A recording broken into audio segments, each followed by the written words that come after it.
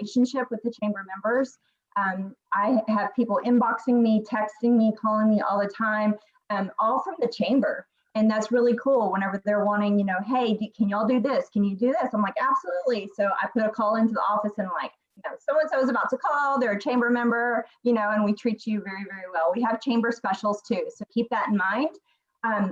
But something that really I am proud of and to be a part of this this company is that I handle like the Google reviews, I handle all of our marketing and everything, but one of the things that I do is the Google reviews for all of the reviews. But we have over 2,000 5-star Google reviews, and we get a lot of compliments on how when our technicians go out, they're very like user friendly, like they speak in language that people can understand. They don't try to upsell them. That's a lot of the feedback I read is, you know, I really appreciate the time he took. He didn't try to upsell me. When he left, he cleaned up after himself.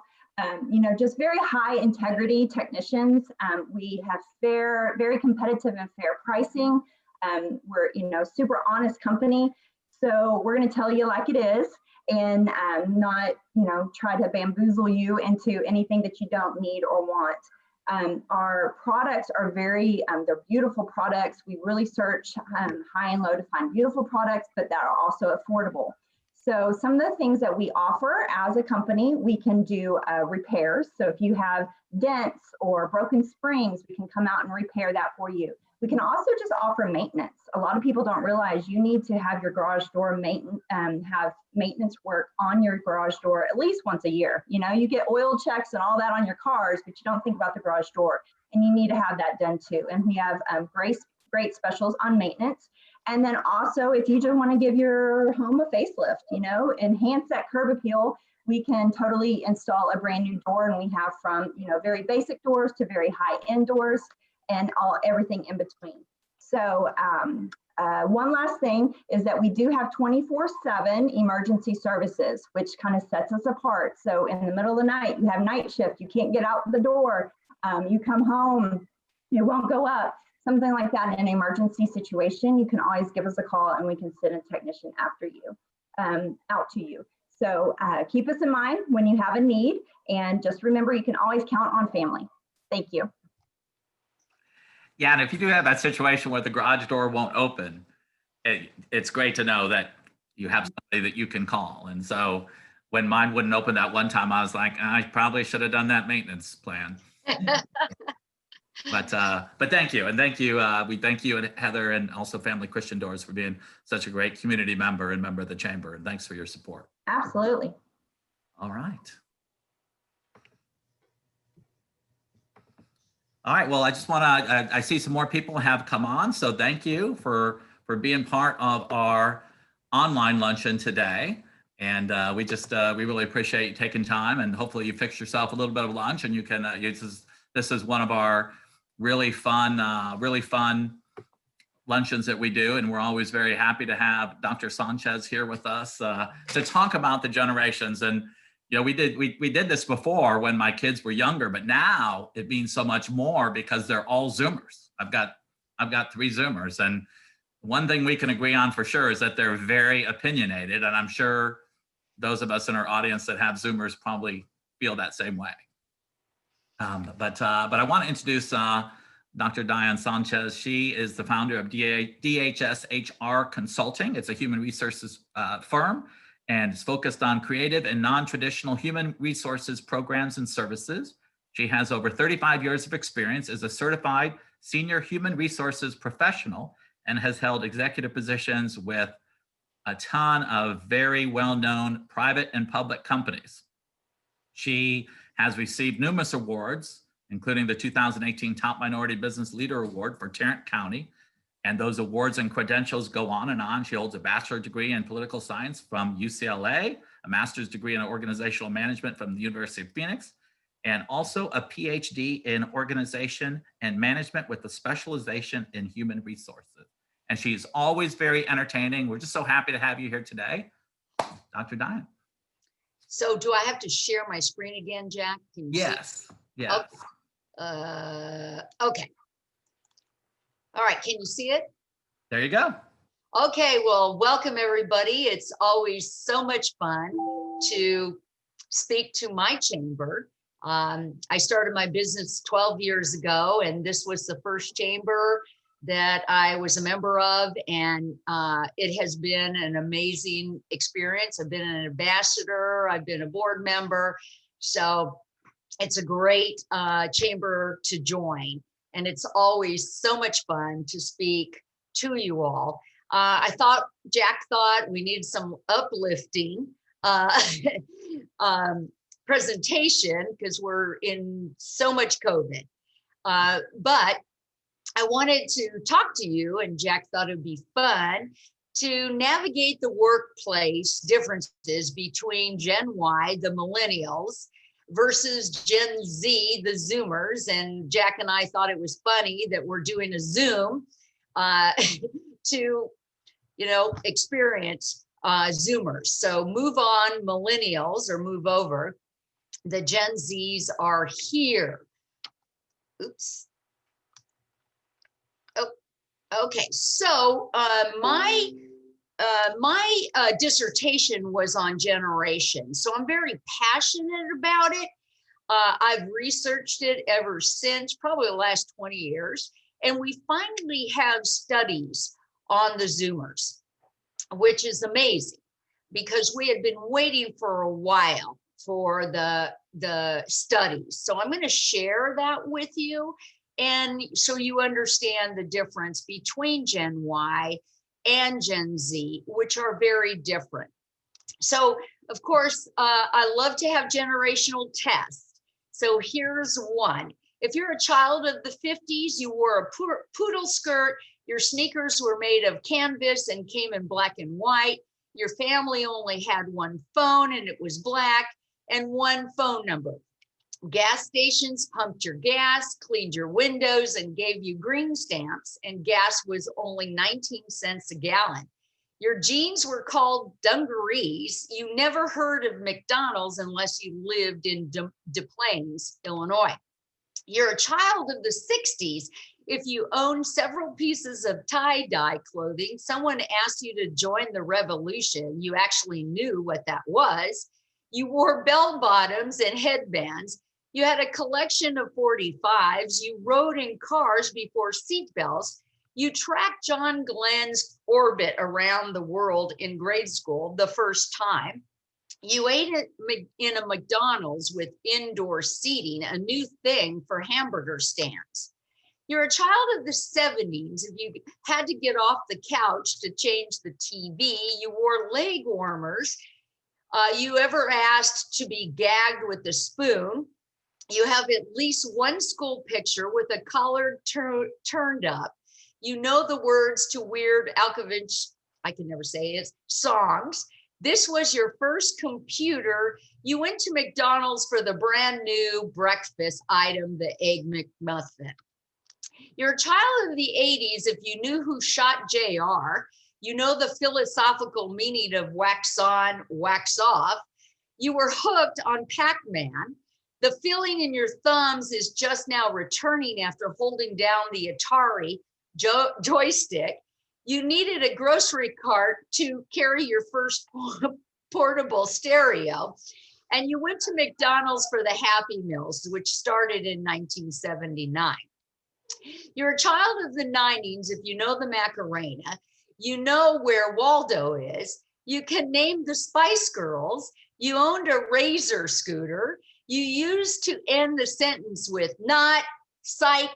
You watched Real World on MTV. You learned to roller skate, not rollerblade, not roller skate. You went to McDonald's to play in the play space. You're a child of the hundreds. If you are still a child, you have quite a life ahead of you. You cut your teeth on your mother's cell.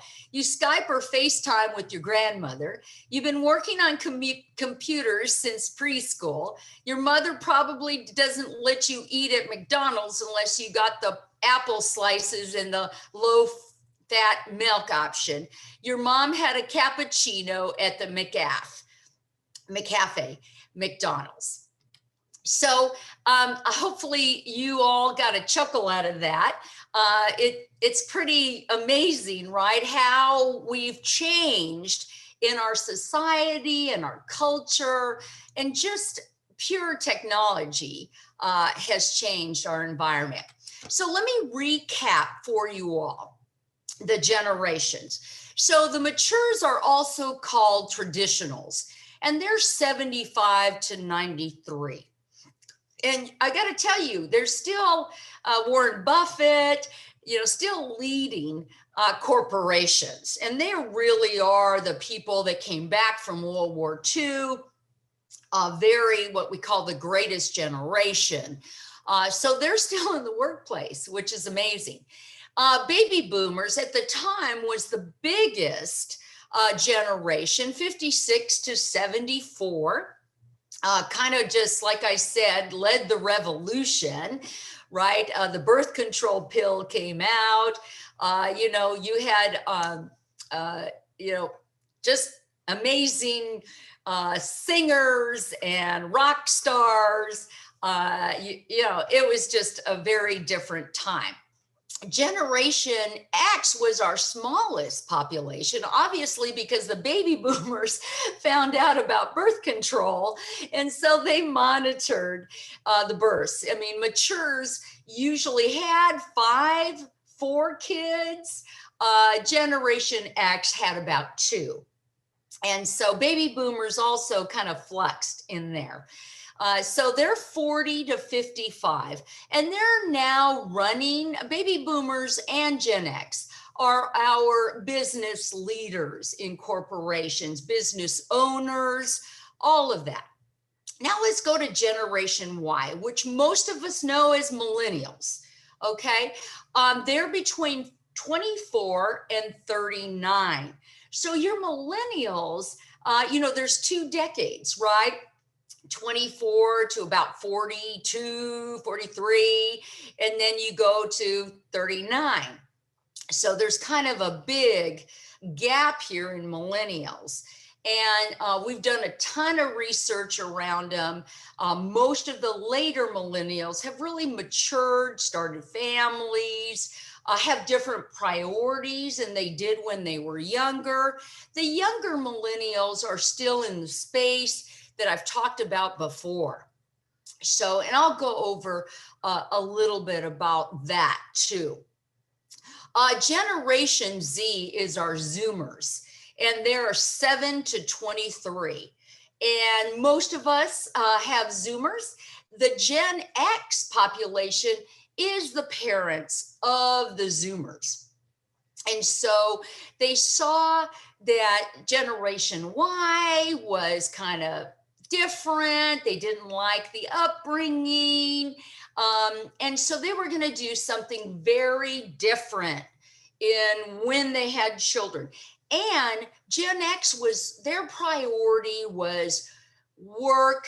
I leave work and then I stay with my family, because they saw baby boomers as workaholics, and they did not want that for their children. But they wanted to instill the value of work and social responsibility and all of that in Gen Zs. So we finally got some studies, which I'll share a little bit with you about these Zoomers. Now, after Zoomers, it's called Alpha. Alpha A, is it Jack? Alpha A? I think it is. Alpha.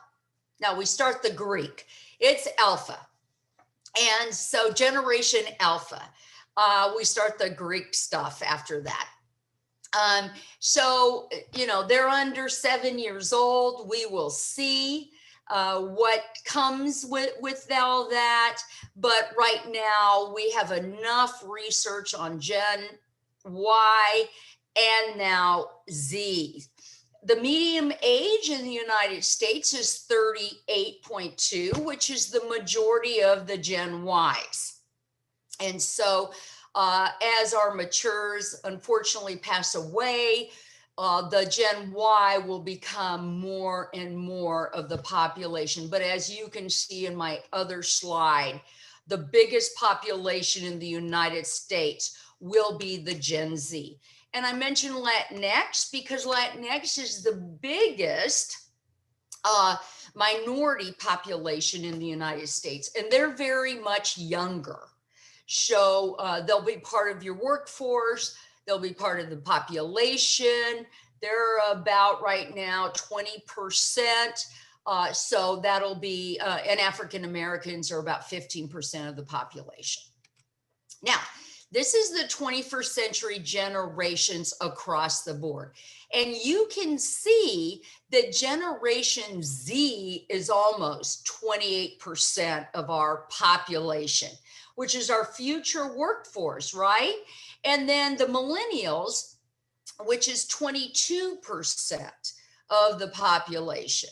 So the Zoomers are outpacing the baby boomers. And it used to be believed that the Millennials would outpace the baby boomers. But clearly now, with the new research, it's going to be the Zoomers.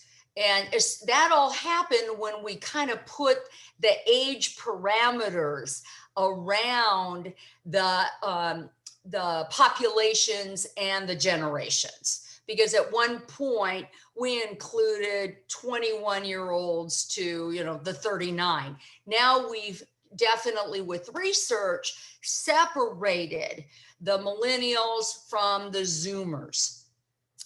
Gen X obviously was the lowest population right now, and then our silent generation, the greatest generation, they have been unfortunately passing away. Now, let's talk about Gen Y, because I'm going to focus on Gen Y and Gen Z. So Gen Y is 22% of the current population. They're 24 years old to 39. So, big span there. They were known as the Millennials, the Net Generation, the Digital Generation, the Wires, and the Digital Natives. So their names haven't changed. Their philosophy was no child left behind. They didn't want to be left behind, which lended themselves to somewhat of an entitlement. And I think most of you who are on the call who have Gen Y have experienced a little bit of that frustration. Major events that shaped them obviously was Columbine, high school, but we so overprotected them. Us baby boomers just, this is when we grew up, we didn't have helmets. We didn't have the security in the car. We didn't have any of that. And so us baby boomers overprotected our children, head helmets on bike riding. The other thing that the Gen Y had is our war in Afghanistan, which has been going on for almost 20 years. And we had a lot of Gen Y wanting to give service, which was fantastic. It almost matched the matures or the traditionalists. So that was, great service for our country. And that was really very important for us. They experienced, obviously, 9/11, the recession, a lot of social media, Facebook, and then, I don't know how I feel about this, but reality TV. A lot of them were just online, and how they got their news and the lifestyle and everything. They weren't real social, so they got reality from reality TV. And I don't know if that was good or bad, but they've experienced a sense of, this has got to be the life that I should have, right?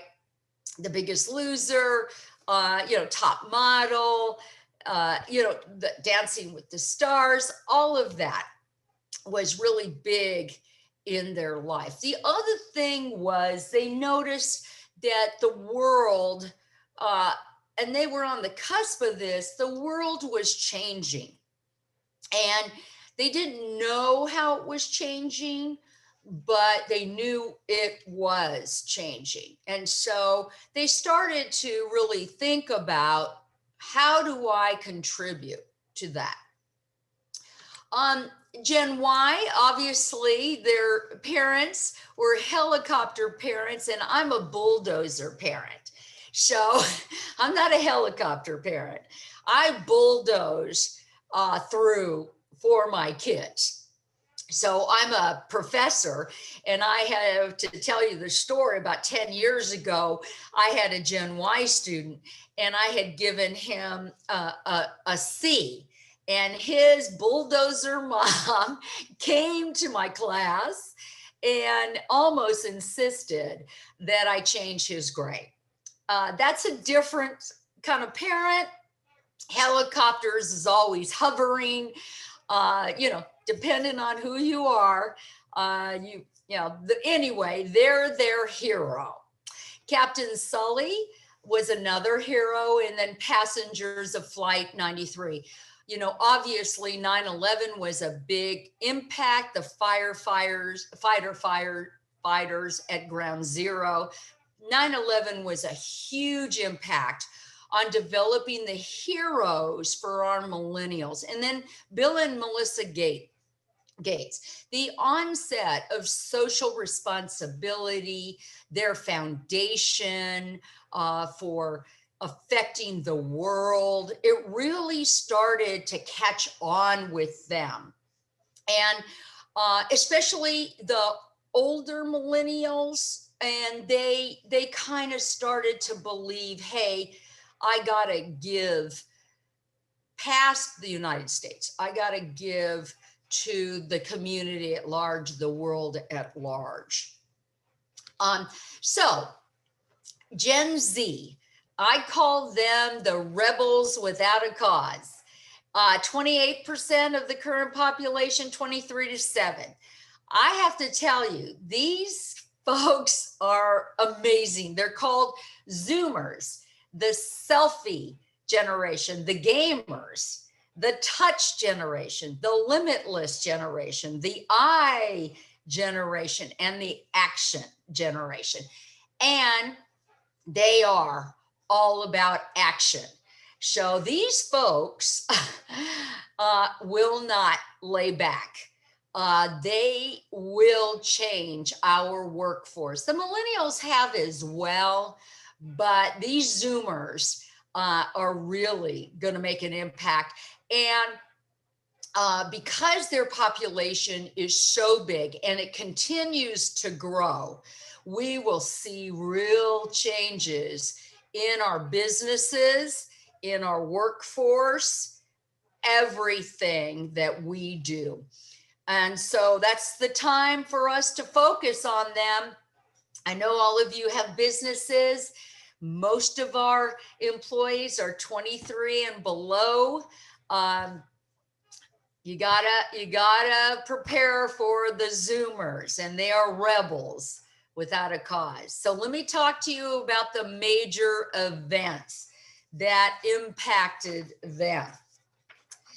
It was over here to the left.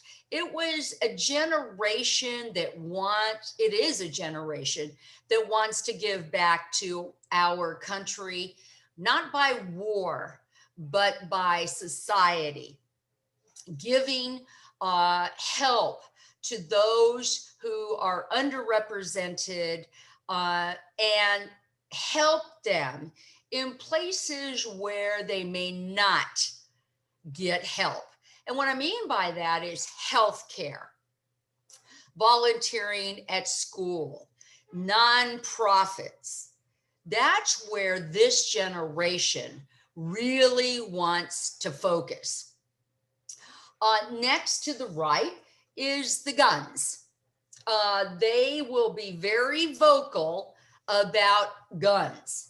And I think this will be a challenge for a lot of states, but they are very critical about that. And that is because they saw their older siblings with the Columbine, but now of late, we've had some shootings in school.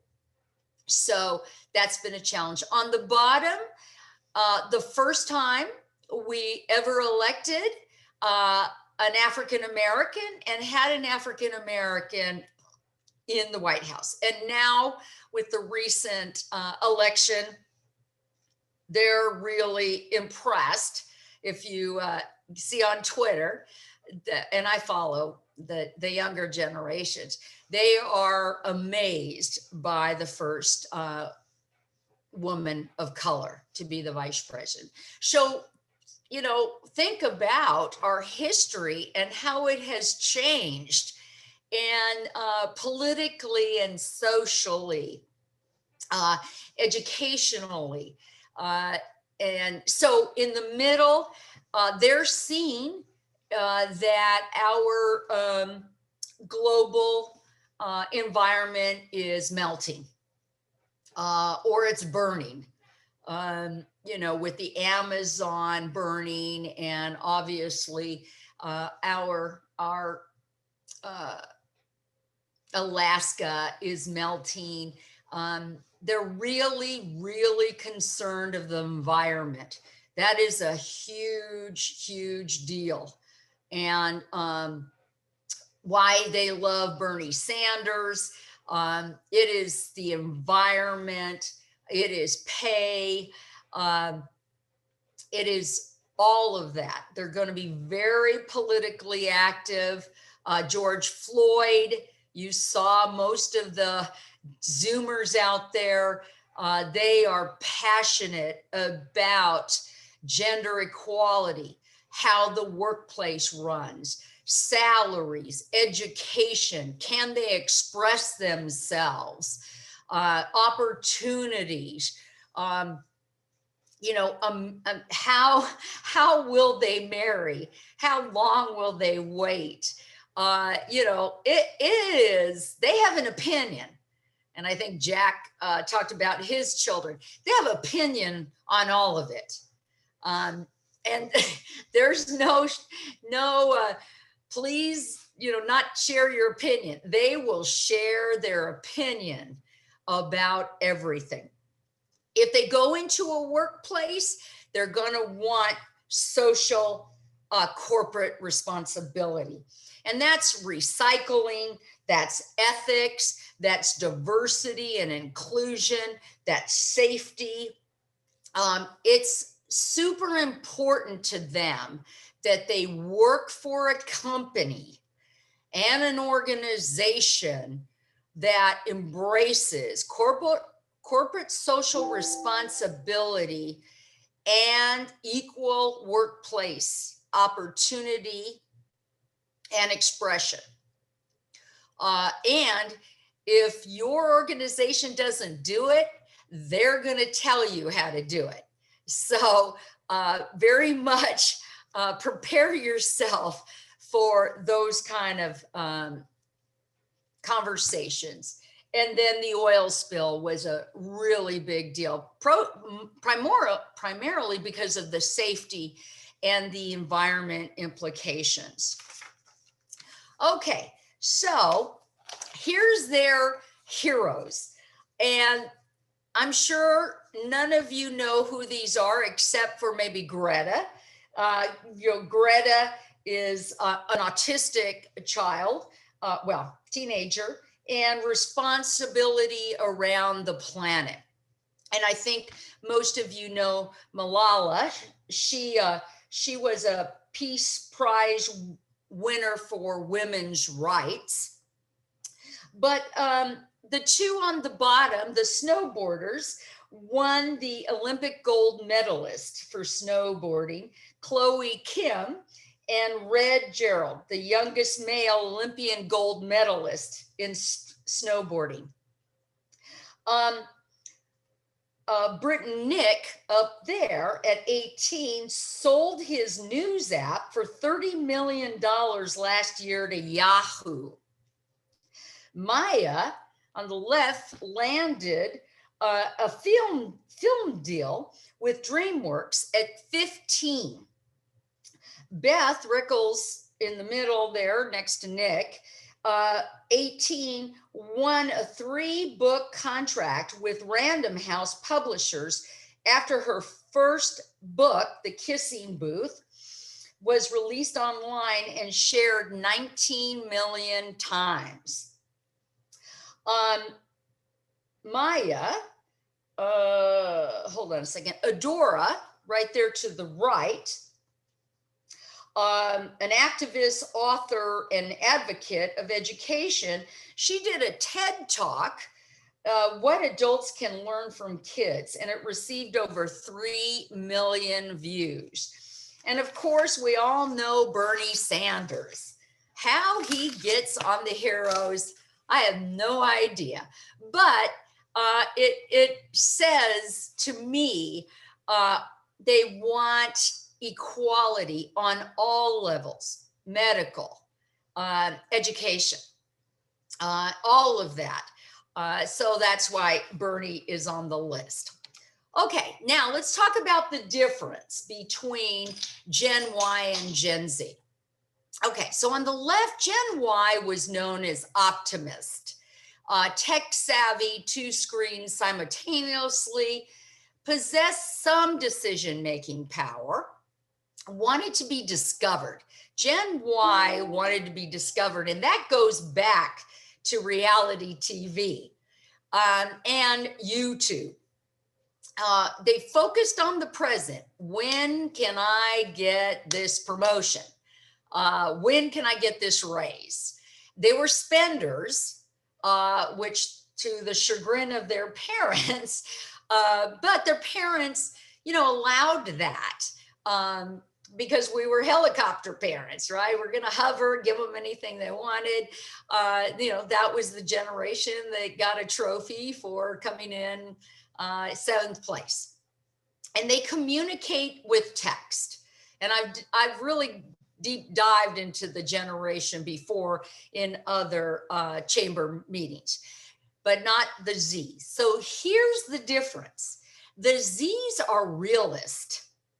They know what's happening. They are not as much an optimist. They are a realist, and they know that they need to make a change when anything looks wrong to them. They're tech innate. They can have 5 screens simultaneously. I know that drives us all nuts because I don't know if they're listening, but they can multitask. I don't know how, but they can do it. They're more influential, and that comes from they're more able to communicate in person. The Gen Xers, their parents, saw the millennials as going on text, looking down, asking somebody on a date in text, breaking them up on text. They did not want their children to have that kind of communication. And so they really wanted them to have more communication face to face. And that's what happened. So their influence skills are really good. They want to work for success. So they're very much like the boomers in a way, except they don't want to be workaholics, but they definitely want to work for success at their companies. And they want to know what that means and how to do it. They focus on the future. They really believe they can change the future, that they have the impact and the influence to change our future. And let me tell you, they're savers. Okay, that's great. Okay, our baby boomers were not savers. This is more like the greatest generation. They save for their future because they saw the recession. They saw the millennials not have jobs. So they're really good savers, and they communicate with images and symbols, but they're very good and they'd rather face-to-face communication. Okay, so what happens at work? Checking my time. Okay, so here's the differences at work. Their leadership aspirations. The millennials had high aspirations. The Gen Zs are higher aspirations. They want to be leaders. They want to make an influence in their companies. They want to make changes with influence. Measuring success. How did the millennials do it? The respect from their colleagues. They wanted respect from boomers and Gen X. The Zs want promotions, and they're not going to be asking for it immediately. They need to know what steps, and don't take a lot of time on the steps, but the steps that let them get the promotions that they need. Loyalty. We all know the millennials, less loyal, right? They jumped around, all of that. Studies show that Zers want to stay at a company as long as they know they can be, that they have communication with their managers and they understand what expectations you have on performance and how can they get ahead and how can they influence others. The manager feedback. This is really different. Millennials used to say to me, I don't want face-to-face. Send it to me in a text. Send me my grade, send me feedback. Okay, this is not how the Zoomers are. They want regular in-person feedback. And if you can do it daily or you can do it weekly, they will love it. So very much like the boomers, and you can sit there. I mean, obviously you have to give them an accolade, but they can take the feedback, right? Because remember, their parents were Gen Xers, and Xers were very direct. So they've taught their kids to be really direct. I'm on the cusp. So I'm very direct with my children, and they really love the feedback as long as I give them an accolade.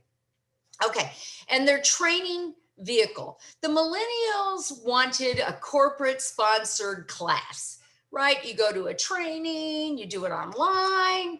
That's not what the Zoomers want. They want project-based work. So if they have a project and there's a mentor there, great. That will help them to learn and get training. All right, so here comes Gen Z. Here's the comparison of all the generations. So, like I said, responsible for driving one's own career, the boomers were really high. Yeah, boomers knew, hey, I got to drive my career. I got to work really hard. I want to go to that corner office. Okay, the Gen Zs are a little bit more than that. And as you can see, the millennials and Gen X were less. So the boomers are the Gen Zs are very driven for their career, willing to work nights and weekends for higher pay. Look at that. Gen Z, they're willing to do that. Not even the boomers were that high. And Gen X and millennials, it blows it out of the water. This is the latest research from Monster. I mean, that was amazing.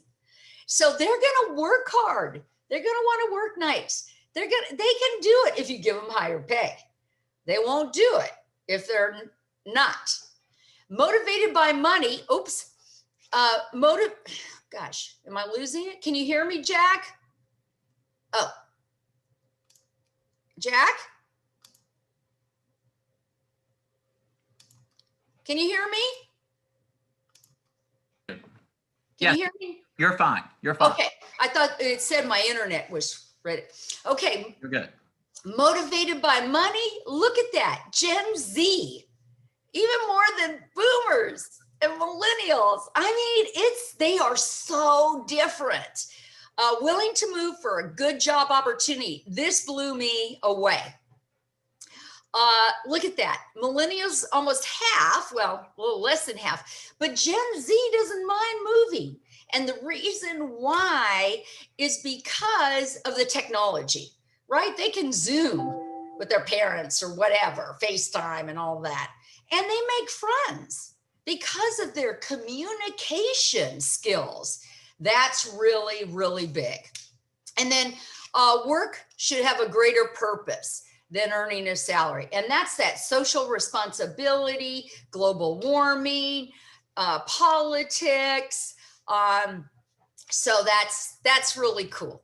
All right, I'll go quickly here because I'm at 45 minutes. What do they want from employers? Health insurance, competitive salary, a boss they respect, opportunities for professional development, paternity leave. It's all leaves, not just maternity and paternity leave. Okay. And flexible to change roles within the company. And that's, project-based stuff. I wanted to give you voting trends that happen in the midterms. We don't have the new studies on this last presidential voting, but 4% are Gen Z. I think it'll be a little more. Millennials were 21%, Gen X 26%, baby boomers 36%, and the silent. Jack, I'm done. Questions? I know I kind of flew through that, but I wanted to let everybody know more about the Zoomers. So. No, that was really great, Dr. Dye. And somebody had a question in here because you said rebel without a cause, but what you really mean is they're rebels with a cause, right? Oh gosh, I'm sorry. I didn't change. It was back to the movie. Back to the movie. That's right. With a cause. Rebels with a cause. Thank you for. I'll have to change that. It was really interesting when you talk about because I'm a boomer, but I have Zoomer children, right? Because I waited a little bit longer, and they talk about not wanting to be, workaholics like they're the boomers they know, or their boomer parents, but yet they're willing to work nights and weekends. Well, only if they get pay for it. Yes, they want to make sure they're getting compensated fairly. Correct. So that's where second shift and third shift jobs need to have a premium, especially if you have a business like a Subway or anything like that. They don't mind working the second shift, right? But they better be making more than the day shift. Gotcha. Uh-huh. So there's one question. If anybody has any questions, please, drop it in our question section. But here's one that doesn't the motivated by money reflect the aging population, meaning you're not as motivated by money as we grow older and have money, so we're less apt to want to work weekends and things like that. Probably. I know when I was young and before I had kids, I need to work weekends and nights. It was not a problem. Yeah. So just remember at the beginning of your career, however old you are, you wanted to work, you wanted to climb the ladder, you wanted to provide for your family. So yes, I think it changes as we get older, and we see it in the millennial research, right? And we see it in the boomers. So yes, and I didn't want to generalize. So these are all, research generalizations, but it does change as you get older. Yeah. Great question. Like you said, it'll be very interesting to see when they decide to get married and have children. And you're exactly right. I've been amazed at my kids at how kind of frugal and savers they are, because that I always considered them as part of the millennials, but they definitely aren't. They are definitely Zoomers. Yep. So that is really fascinating. So, well, any last thoughts for us as employers as we start to hire Zoomers? We're going to have to put up with that's the wrong way to we may have to deal with them being critical of maybe us not doing enough here, or why aren't you doing this, or why aren't you doing that? And we should just know that that's part of their DNA, that they just have a high expectation for being, which we love as a chamber, for making sure you're a good member of the community, that you're doing more, that there's projects with nonprofits that they can be involved in, like Meals on Wheels or Six Stones or something like that. Oh, yeah. You could do as a company. So the more of that you do is probably the better. But then even further opportunities, I guess the more you can do, the better in a way. Yeah, they're going to be your volunteers for the nonprofits. And I don't know, Starbucks has changed a lot of their products. I don't know, they got rid of the plastic, and and that comes from feedback from the Zoomers. So your Zoomers might say, well, we shouldn't use this. Why can't we use this recycle stuff? I think that's something we have to listen to, because they want to save the planet. And they're probably going to save the planet, hopefully, for us. So, and they're very political, so be careful. You may want a policy that says no discussion of politics or anything like that. I've been writing some of those because they're coming in and being very vocal about things. Boy, that is the truth. Mm-hmm.